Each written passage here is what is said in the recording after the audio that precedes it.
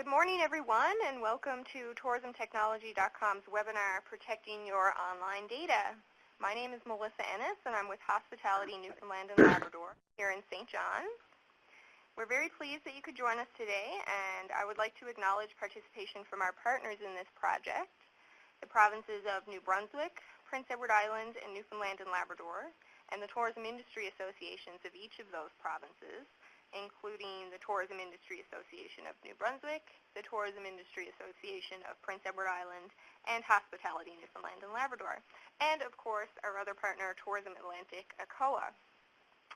The aim of the tourismtechnology.com program is to empower tourism operators in Atlantic Canada to improve their competitiveness by effectively using online technology.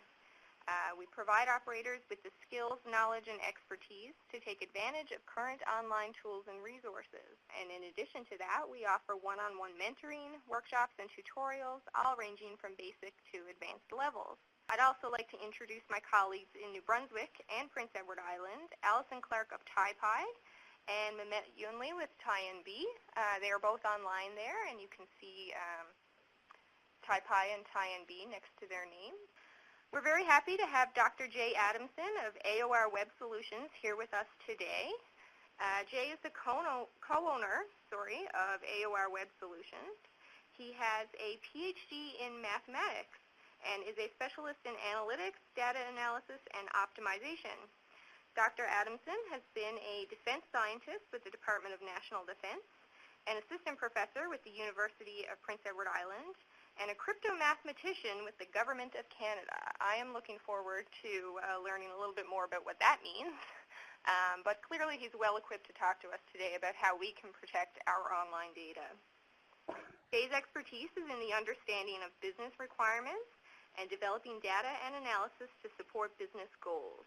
He has been in business himself since 2003 and is both Google AdWords and Google Analytics certified. So without further ado, I'll just pass it over to Jay to get started. Good morning, everyone, and welcome. And I just want to thank tourismtechnology.com as well as the tourism associations and all their sponsors for putting on this seminar today. And looking forward to talking to you all about protecting your online data. As Melissa said, I've got a bit of a different background for a web solutions company. I am not a computer programmer, although I do a lot of computer programmer. And I am definitely no graphic artist, which is the normal route that people take to get into website development and online development. I am a data guy, a numbers guy. So my specialty is the data and how to use the data, and along with that is how to protect your data. So I don't want to alarm people by standing here and saying that the world is going to collapse on you if you don't protect your data. The reality is that most people online have very little data protection, don't give a whole lot of thought to protecting their data, and nothing ever happens. The problem is that there is a lot of heavy consequences when things do happen. So it's like your house. I mean, we're all in Atlantic Canada. We love to go around saying that we don't have to worry about locking our houses. And if you go in without locking your house, nothing's going to happen the vast majority of the time. But when something does happen, it can have serious consequences. Protecting your data online is along the same lines. Really, it's not that if you don't protect it, something is definitely going to happen, but the consequences can be pretty serious when they do happen. And the reality is that data rules the world. You take a look at who the top companies are in the world these days, you're going to see things like Google, Amazon, Microsoft. These are data companies. They may sell something, but at their heart, they're data companies. You'll see a scattering of financial and resource companies, but these are the companies that are well-renowned for managing their data. Data rules the world these days. That's how people make lots of money, and that's how small businesses can get an advantage over others by making use of their data and making sure it's well protected. Oops. So I'm going to break this up into kind of 3 segments about protecting your data. I'm not going to get very technical in this talk. We only have an hour for the talk plus questions. So I'm going to break it up into 3 parts. First, about protecting your digital footprint. and planning and being aware of your digital footprint. Then I'm going to talk about protecting your data yourself, keeping things in your own name and trying to make sure that you aren't putting your own data at risk. And thirdly, protecting your visitors and customers, because they are trusting you and they are sharing information with you, and so you have to give that the consideration that they would expect. So let's jump into protecting your digital footprint. So when I talk about digital footprint, what I'm saying here is the digital footprint is how you are perceived online through your activities online and through others' activities, what people are saying about you. So this covers things like your website, social media accounts, your comments on TripAdvisor, travel blogs, ratings. So there's all kinds of external things to you that are considered in your digital footprint. And this is your data as well. You don't control it, but it's data about you. You want to know about it. You want to be aware of what's going on and what people are saying about you. And when we talk about protecting your data, this is part of it as well.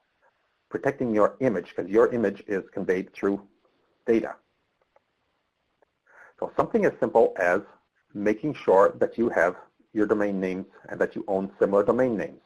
So Analytic OR is another company that we have here. So we own both analytic-or.ca and .com. We don't want somebody to swoop in and grab the version that we aren't using. So for your business, you might want to think about what could somebody come in and grab a similar URL to yours and use it for something you don't want. Another thing is social media. Your social media accounts are where a lot of people go to visit you and find out about you these days, find out information about you and hear from you. But they do take a lot of work. Not everybody uses all the social media. But there's nothing stopping you from jumping in and grabbing social media accounts in your name. Even if you don't use Instagram, you can still grab the Instagram account for AOR Web so that you have it reserved. Nobody else can jump in and do something with an account that has your name on it. So really, the digital footprint is about protecting yourself in the wider web. And that's all part of protecting your data as well. It's protecting trying to protect the things that you don't have direct control over. So if you're about to launch a new product, don't wait until after the product is launched to capture the URL. So grab the domain name that you're going to want as soon as you possibly can. They don't cost a whole lot to reserve. Grab it before somebody else does. Keep on top of your domain renewals. Make sure that if you have the domain name hnl.com, don't lose it. Make sure that you keep it. That may sound pretty basic, but we've actually run across a fair number of instances where people have lost their domain name because either they forgot to renew it or they trusted somebody else to renew it, and then somebody else grabs it. There are companies out there that all they do is they troll the web, watch for domain names that are expiring, run out and buy them, and then they do one of two things with them. They either try to sell it back to you for an inflated price, or they use it for their own purposes. You've spent a lot of time and work building up your domain name. It's gathered some authority. They steal that and use it for their own purposes, to sell to other people or for some more nefarious purposes. We had a case recently where we were working with a company that had a reference to their website from a political website. So we went and looked at the political website. What had happened was that they had allowed it to expire. Somebody had grabbed it, and it was now a porn site. So imagine that if you had a website that you spent a lot of time working on, and just for whatever reason it expired, somebody grabbed it and put a porn site up on it. You probably wouldn't be too thrilled, but there's nothing you can do about it at that point. So you want to be aware of what's going on external to you. Google alerts and just do searches on your own name and important terms to you. So your name, your business name, and so forth. Just be aware of what other people are saying about you up there. There are also companies that will offer brand monitoring to you. They will keep an eye on you and your business and let you know if something is happening. But at the very least, it's a good idea just to go out and search every once in a while for your own name and your business name just to see what data is out there about you. Because information is power. You know, make sure that your social media accounts are secure, that nobody is going to go out and grab them, and that you know what people are saying on those accounts. So we're going to talk a little bit more now about protecting your data itself. And so I just very briefly went through some of the digital footprint stuff. This is really the heart of it, protecting your own data. I mentioned about your domain name, that you want to make sure that your domain name is yours. And unfortunately, this is something that we see way too often. That a company, a business, a small business will hire a website developer to build themselves a website. Unknown to them, the website developer puts the domain name not in that company's name, but in their own name. So the developer that you hired owns your domain name. What happens if they go out of business, if they move, if they forget to renew your domain name, if you decide to go work with somebody else? Causes all kinds of problems. You want to make sure you own your domain name. Pretty much anything else you can recover from. If you lose your domain name, you can have some pretty serious consequences, and it's a very easy thing to make sure. There is something out there called a whois. Pretty much anybody who sells domain names has to provide a whois. And so I gave you I just did a quick whois on tourismtechnology.com to show you what it says for it. Tourismtechnology.com is owned by the Tourism Industry Association of PEI. They were the ones who originally set it up, and since it's Tourism Technology is a partnership among the 3 tourism associations, that's fine. The Tourism Association owns it. If I had looked this up and it said XYZ website developers, I wouldn't be happy. You want to make sure you own your own.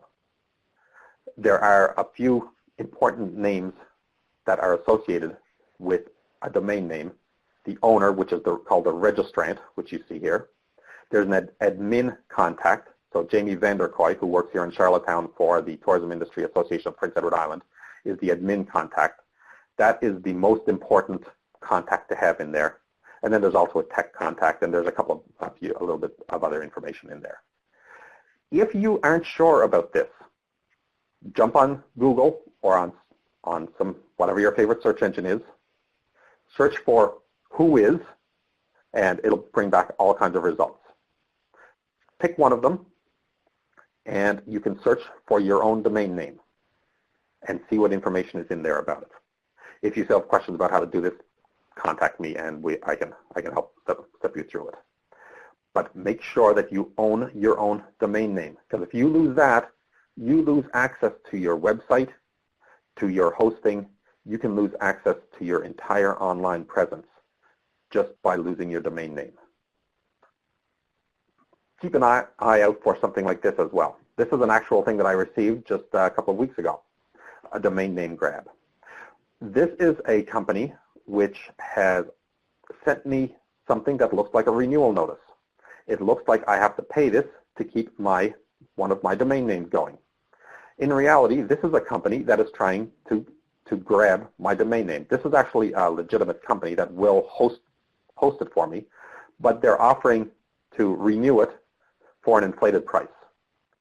They're charging $64. I can do it myself for probably $15. So keep an eye out for this. If you get something like this, it is a company which is a legitimate domain hosting company, but they are using somewhat unethical procedures by trying to trick you into switching your business to them by sending you something that looks like a renewal notice.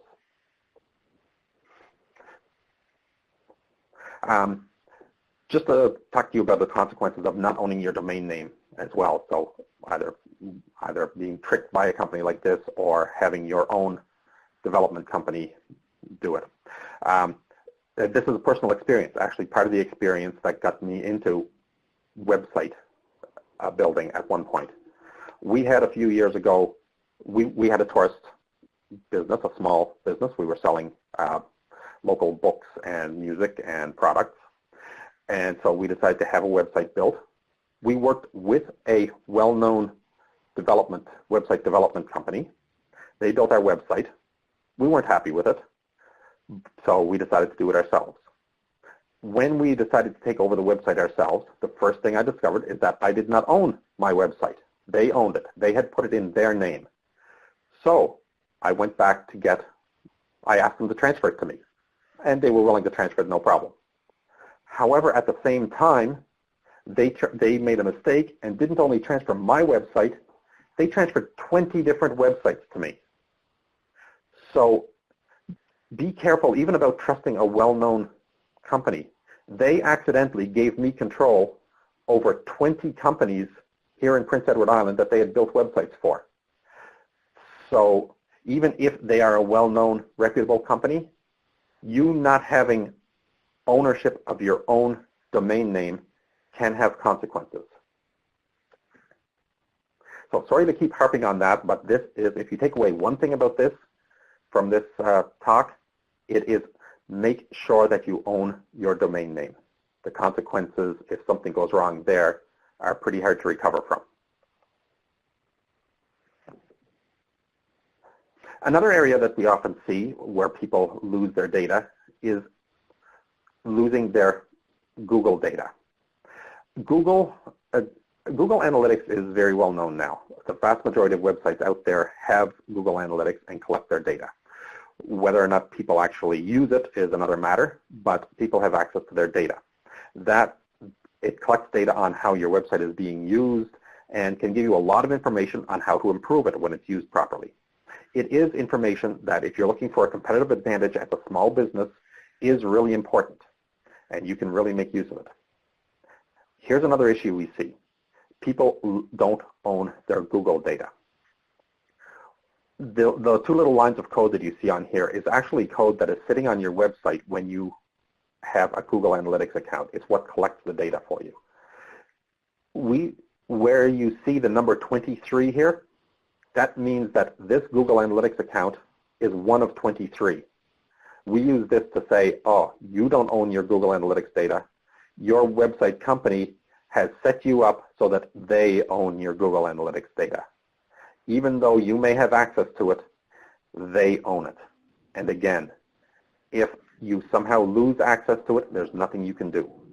All of that competitive advantage that is potentially there for you to use, you can lose it and have absolutely no say over it, because if they go out of business, they shut down, they make a mistake, or you move to a different company and they just decide to drop you, you lose your data. Make sure that your Google Analytics data is in your name, under your account. Protect your data. Don't lose your data. There are a couple of other properties as well that Google provides for small businesses that are much less well known, but people should also take advantage of. Google Search Console and Google My Business. Those are two other things that are great for communicating to Google and for your search engine listings. Most businesses actually don't know about them and don't take advantage of them. But again, when you do take advantage of Search Console or My Business, make sure it's in your name. Don't lose control of your data.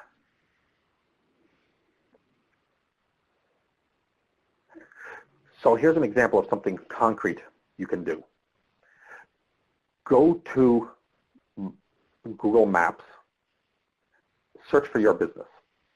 This is just a search that I did for a local business just a few miles away from where I am. If it finds you, and hopefully it will give a little box on the left with some details about your information or about your business. One of the things that's on here, and I just highlighted a little bit more here, is something with this little shield with a checkbox on it, and something that says claim this business. If you have not done this, go do it. This is your you telling Google that you own this business and you want to be the person who is telling Google what to say about this business. There's also implications for search engine optimization when you do this as well. If you've already claimed your business, you won't see the option to claim it. When you do this, Google is going to send you a postcard just to confirm that you are at that address and you can, that you are the person having the authority. But again, your data on Google, on the search engine, is one of the most important things that you have these days. You have very little control over what Google says about your business. This is one of your ways of telling Google what data you want to provide to the public. Claim it, make sure you own it, and get as much control over it as you can. Because there's very few ways you have of telling the search engines what you want them to say. Claiming your business, and then through Google My Business, you can actually tell Google a little bit about what you want to say to the world. But make sure that you own your own data. Now, keeping your things secure. Passwords is a big thing. If somebody is going, if you are worried about your website being accessed, make sure that, or by accessed by people you don't want it to, the most common way that they do it is by guessing easy passwords. Don't use passwords like password, QWERTY, 1, 2, 3, 4, 5, 6, even something like you see on the screen here, where some of the words, some of the letters have been replaced by similar looking characters. Trust me, the bad guys are onto this and they can find this out very quickly. In fact, this particular one with password being written like this is very quickly moving up the charts of the most common passwords being used out there. It's one of the first things that hackers are going to try. Keep your password secure. That is essential for making sure that your back end of your website and your other properties, your Facebook, Twitter, everything else, are secure and that you keep control of your data. Now, we all hate having millions of passwords out there with with things that you can't remember, but it is a great way to keep things safe. There are password generators out there, random password generators. This is one provided by Norton. Norton's one of the big computer security companies out there. They have this safe password generator. So you can generate passwords of a certain length that are totally random. So ideally, you want your passwords to look like these, totally random letters and characters. Now, I know it's a pain to try to keep track of them, and it's a lot easier to have your mother's maiden name as your password. But if you are secure, if you want secure passwords, there really is no other option. Having words, letters, characters that make sense to you are fairly easy for hackers to get into. There are password managers out there. Something like LastPass offers a free password management system. Integrates into your browser so that when you come up with a website where it requires a password, it remembers it and fills it out. It makes it a lot easier. You need a way of managing these passwords, of remembering them. It is a pain. It is not easy to do, but unfortunately, it is the way that we have, the best way that we have of keeping unwanted users from getting into our secure areas. So it's an important part of keeping your data safe. Hi, Jay. It's Melissa here. Just a quick question with regards to passwords. You know, when you type in a password and sometimes your browser, without any kind of extra application or anything like that, just will automatically ask you if you would like to save it, and you can click save or click never or not now. Having your password saved like that in your browser, is that a secure option, or is it something that we probably shouldn't be doing? That is a secure option, so long as your password for your browser is secure. Now, most of those options built right into the browser let you put a password on your password list. Make sure that that password is secure. The one thing about that is that's a fairly secure way of doing it, but again, you have to secure that access to your list of passwords. The ones I mentioned, like LastPass, do a similar thing. They integrate into your browser and you fill it out. They offer a little bit more flexibility and so forth, but the one on your browser is a good way of doing it. Okay, great. Thanks. All right. Another thing to keep in mind is a lot of us use WordPress websites. Make sure the back end to your website, to your WordPress website, has a secure password for it. You may think that it's only you doing it, but WordPress has a set way of people getting into your back end. You type your URL /wp-admin or wp-login. It gives people the option of getting into your website. There are people out there who try common passwords to try get into your back end. We just dealt with somebody recently who somehow somebody got into the back end of their WordPress site. They didn't do anything visible, anything really nasty, but what they did was they embedded a whole bunch of links to porn sites and to Viagra and Cialis drug selling sites on the link that you didn't even see unless you knew where to look. We just happened to find them on this client's site, and we realized that their back end had been compromised, probably by somebody guessing their password. So, not that I want to alarm people, and that this is not something that we see happening all the time, but it can happen, and it's very easy to secure it by just using a more secure password. Keep in mind phishing scams. You may get emails like this one that look like they're from TELUS Mobility or someplace else. It's easy to fall into the trap of clicking on review account information or clicking on some other link in there. Where you go makes it look like it's a perfectly valid site, but it isn't. The easiest way to tell is just to, if TELUS is telling you that something is wrong, don't use the link. Go to your browser, type in telus.com, and go to the valid website that way. Or you can just look at where the link is taking you. So on most browsers with most email packages, all you have to do is hover over the link, and it will show you where it is going to take you if you click on that. If it isn't going to telus.com, it's not a valid email. So be careful of things like that. These things are out there fishing for your data.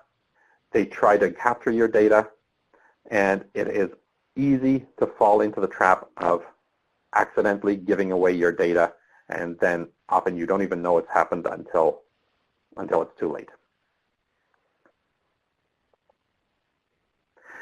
And the main thing, the thing to take away about protecting your data, especially when we were talking about your domain name, your hosting, and so forth, is keep everything in your name. Make sure it's registered to you. Make sure that if you're working with a website development company, that they put everything in your name, not in their name. It's coming from the viewpoint of a website development company, it's much more convenient if I set up properties for my clients in my name. It makes it very convenient and very easy. And there's no nefarious thought in this. It's just that it's easy and convenient. Unfortunately, it's not the best way of doing it. And although it might be easy for your website development company and easier for you if you're not comfortable with this, it is putting your data at risk. Make sure that you own things. If things are in your name, you can recover. If things are in somebody else's name and something goes wrong, it's much harder to recover. So the third thing is about protecting your customers. And basically your customers want to be protected the same way that you would want to be protected when you visit somebody else's website.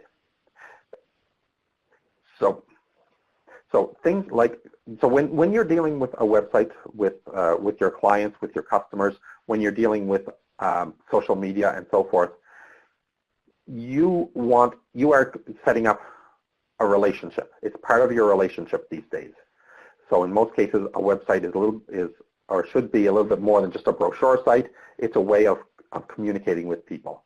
You don't want to give away your clients or your customers or your visitors information. And in fact, you do have legal responsibilities towards your customers. I'm not a lawyer, but just on the legal side, a couple of things you should be aware of. One is called PIPEDA, the Personal Information Protection and Electronic Documents Act. This sets out some of your legal requirements for electronic communications, such as protecting the privacy of your clients. You are legally required to have a privacy policy. Doesn't say it has to be on your website, but it has to be, but it's a good practice to have it on your website. It has to be easily accessible for your clients. You have to set out how you are protecting and respecting the privacy of the information you collect from your clients. A second one is the Canada's anti-spam legislation, CASL. This sets out how you can communicate with clients, potential clients, and it gives them the ability to withdraw the information or their consent at any time. So you have to respect this in terms of your customers. You have to respect their data, and you have to protect their data and respect their wishes when it comes to your data, or when it comes to their data. Again, when it comes to your clients, many websites have ability for their customers to log in or for their employees to log in. You need to protect that.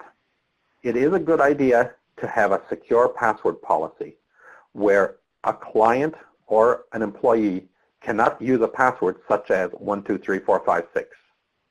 It is a bit of a burden on them, and we like to complain about it sometimes when other companies enforce that on us, but really what they're doing is protecting your data. Same thing for your customers. If you are collecting customer data, you want to protect that data, even through the customers themselves maybe not protecting their own data. So if you can enforce that your customers use a somewhat secure password, and there are various levels of security, that will help protect them from themselves. Another thing that a lot of companies don't think about a whole lot is password policies for staff and dealing with staff turnover. Many of us have employees, and as much as we don't like when it happens, employees will sometimes leave or be terminated, or there will be a poor experience with an employee. Imagine if you have to terminate an employee on not so nice terms who has access to all of your data. You want to know and be able to control what access your employees have to your data and to your customers' data. You don't want a disgruntled employee to grab data or erase data or mess with your data. So again, this is about thinking ahead and preparing yourself, thinking of protecting your client's data by having secure password policies and knowing what passwords your employees have and being able to turn access on and off. Another thing we have to think about in terms of our customers is something called PCI compliance. PCI is Payment Card Industries, and they have a Security Standards Council that lists out regulations for what security you have to have on your site if you are collecting credit card information. There are various levels of it. There are things like if you save credit card data information yourself, there's various levels of compliance that you need. If you use a third-party system, there are different levels of compliance you need, and so forth. But if you are, through your website, collecting or processing credit card information, you should know about PCI compliance and what your requirements are. And it can be everything from just having to go through a checklist to sometimes if you are doing a lot of processing yourself on your own website, you have to have a security audit and assessment done for your website. Otherwise, if something goes wrong, you can be held liable for those problems. So PCI compliance is something else that if you're processing credit cards, you should know something about. And finally, another thing is Secure Socket Layer, or SSL, or transfer layer security, TLS certificates. Now what is this? This is simply making a secure website.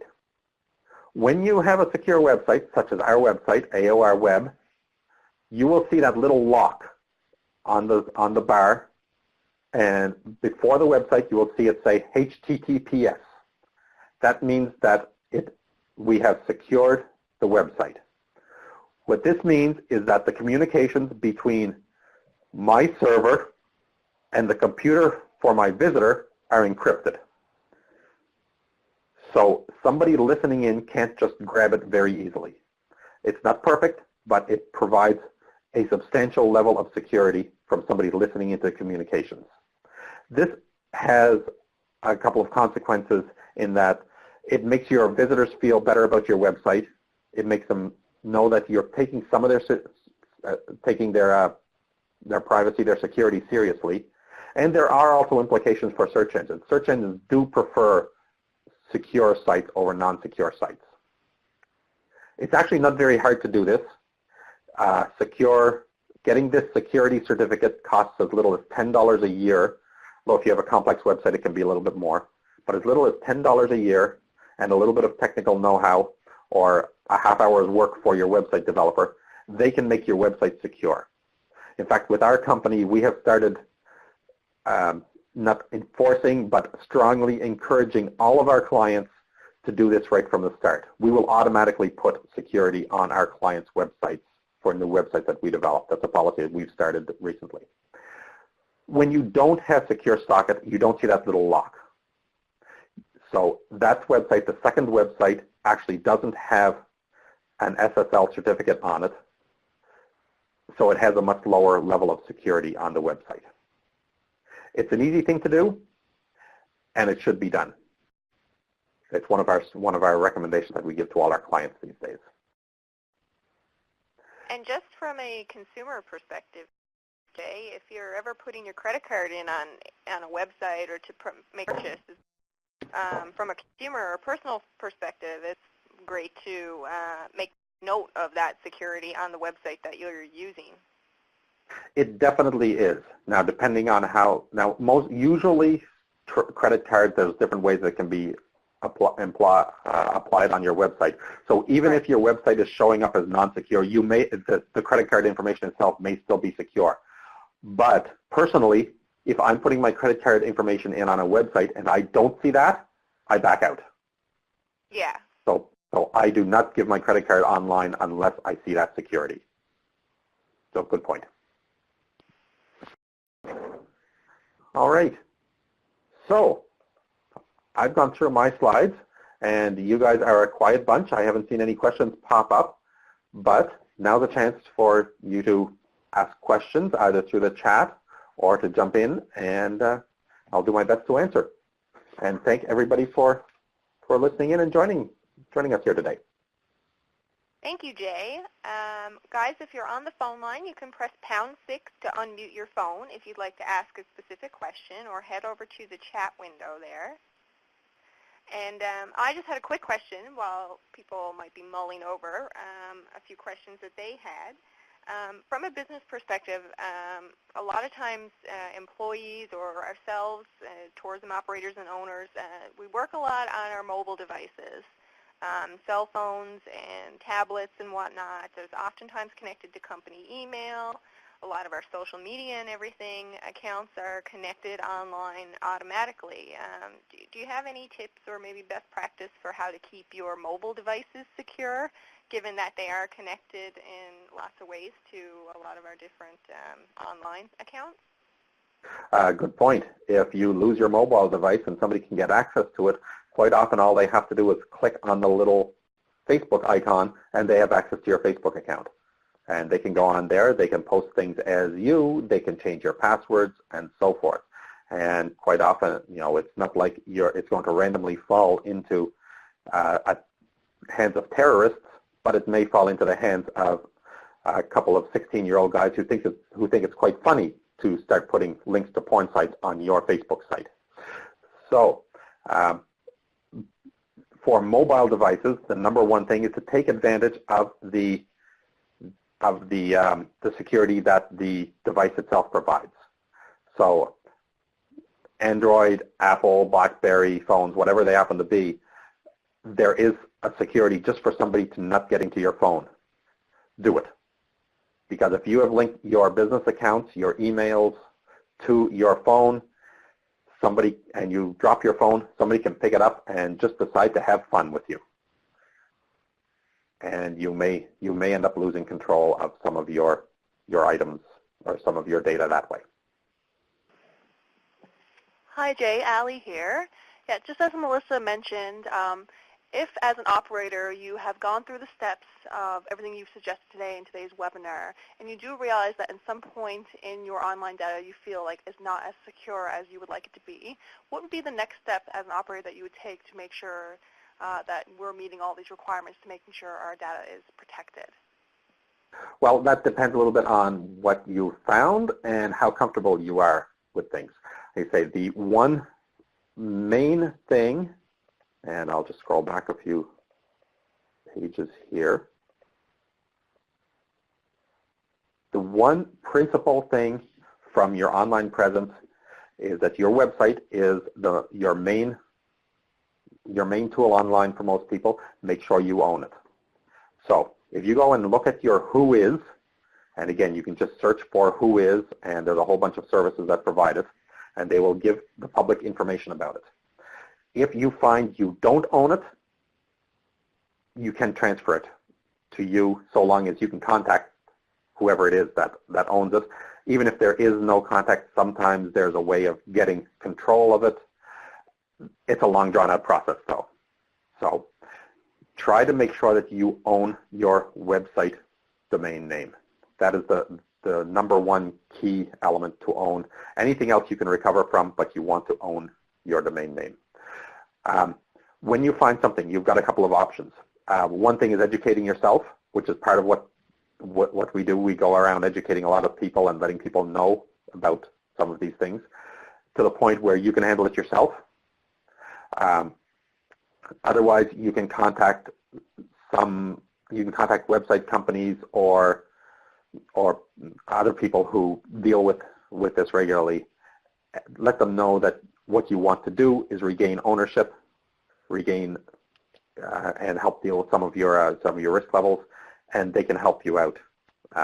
I would, like I say, we've had experiences with some well-known companies who conduct some practices that we don't consider to be best practices because it's convenient. So you might want to do a little bit of research on the companies themselves and see if they have the knowledge and the level of interest, I guess, in making sure that you, as the business owner, are the person in charge of all your data. Thanks, Jay. And just another point that kind of stemmed from that, it kind of highlights the importance of maintaining a relationship with your website developer throughout the years. Oftentimes, we've seen it happen in cases with some small businesses, maybe where they have their website initially developed, and everything is working great, and they work out a few kinks maybe with it, but then perhaps there's not much need to be communicating with their web developer throughout the years, and then maybe the 5-year hold they had on their domain name expires, and you realize the person, especially if they weren't a business necessarily, but maybe an individual contractor, maybe that person has gotten a different job, or they've moved out of the province, or suddenly it's harder to get in touch with them when you actually need them, when something critical is happening, like a security breach or your domain name is expiring. So just like to highlight the importance of staying in touch with your web developer and keeping that good relationship open.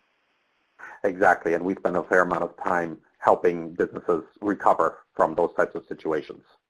Yes. Yeah, it's a lot easier to put steps in place ahead of time and be aware of all of it so that you keep these things top of mind. It is easy to get caught up in the day-to-day of your business, but remembering the importance of, wait a minute, who owns my domain name? What year is that going to expire again?